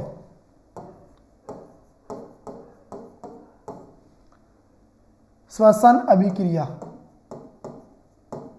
सुनो बच्चों ध्यान से। श्वसन अभिक्रिया को अगर हम लोग देखते हैं तो श्वसन अभिक्रिया होगी जैसे C6H12O6, ये क्या होता है बच्चों, हमारा ग्लूकोज होता है। ये अभिक्रिया करेगा बताओ किसके साथ, ऑक्सीजन के साथ, ठीक है। तो देखो क्या बन जाएगा, एक तो बन जाएगा 6CO2 यानी कार्बन डाइऑक्साइड गैस, और एक क्या बन जाएगा 6H2O यानी जल का क्या हो जाएगा बच्चों, निर्माण हो जाएगा। और बाहर बताओ क्या निकल जाएगी, आपकी ऊष्मा निकल जाएगी। ठीक है बच्चों, ये हो गई आपकी श्वसन अभिक्रिया। फिर मैंने बात करी कि वियोजन अभिक्रिया को संयोजन अभिक्रिया के विपरीत क्यों कहा जाता है। इन अभिक्रियाओं के लिए समीकरण लिखिए। देखो बच्चों, संयोजन अभिक्रिया वह रासायनिक अभिक्रिया जिसमें 2 या 2 से अधिक अभिकारक मिलकर केवल एकल उत्पाद का निर्माण करते हैं, उसे संयोजन अभिक्रिया के नाम से जाना जाता है। आप कहोगे सर C+O2 बताओ क्या हो गया, CO2। मैंने कहा बच्चों 2Mg प्लस का O2 क्या बन जाएगा, 2MgO। वह रासायनिक अभिक्रिया जिसमें 2 या 2 से अधिक अभिकारक मिलकर केवल एकल उत्पाद का निर्माण करते हैं, उसको संयोजन अभिक्रिया कहा जाता है। जबकि सर संयोजन अभिक्रिया के विपरीत होती है वियोजन अभिक्रिया, क्योंकि वह रासायनिक अभिक्रिया जिसमें एकल अभिकर्मक टूटकर 2 या 2 से अधिक उत्पादों का निर्माण करता है, उसे वियोजन अभिक्रिया के नाम से जाना जाता है। ठीक है, वियोजन अभिक्रिया की अगर एग्जाम्पल की बात करते हो तो बच्चों जैसे आपने पढ़ा था जल का अपघटन, आपने क्या पढ़ा था 2H2O, जल का अपघटन करते हैं तो हमें पता है सर, हमें एक तो हाइड्रोजन गैस की प्राप्ति हो जाती है, एक ऑक्सीजन गैस की क्या हो जाती है, प्राप्ति हो जाती है। तो एकल अभिकर्मक टूटकर 2 या 2 से अधिक उत्पाद बनाता है तो उसको क्या कहते हैं, आप कहोगे सर उसे क्या नाम से, वियोजन अभिक्रिया के नाम से जाना जाता है। ओके बच्चों, आज की क्लास में हम लोग इतना ही पढ़ेंगे। लगभग मैंने कहा था 1.25 घंटे की क्लास होगी, 1.25 घंटे का हमारा टारगेट पूरा हुआ। उम्मीद करूंगा बच्चों आपको क्लास बिल्कुल प्रॉपर रूप से तरीके से समझ में आई होगी। तो इसको बच्चों आपको अधिक से अधिक शेयर करना है और इंतजार करो बच्चों अगली क्लास का। उसमें कुछ आपके बचे कुछ पाठ्य पुस्तक के प्रश्न और किस प्रकार का इंपॉर्टेंट प्रश्न और बन सकता है, उन सबको मैं आपको कवर करा दूंगा। उसके बाद में आपका चैप्टर 1 कंप्लीट। तो तब तक के लिए बच्चों आप सभी को जय हिंद, जय भारत। इंतजार करो अगली क्लास का।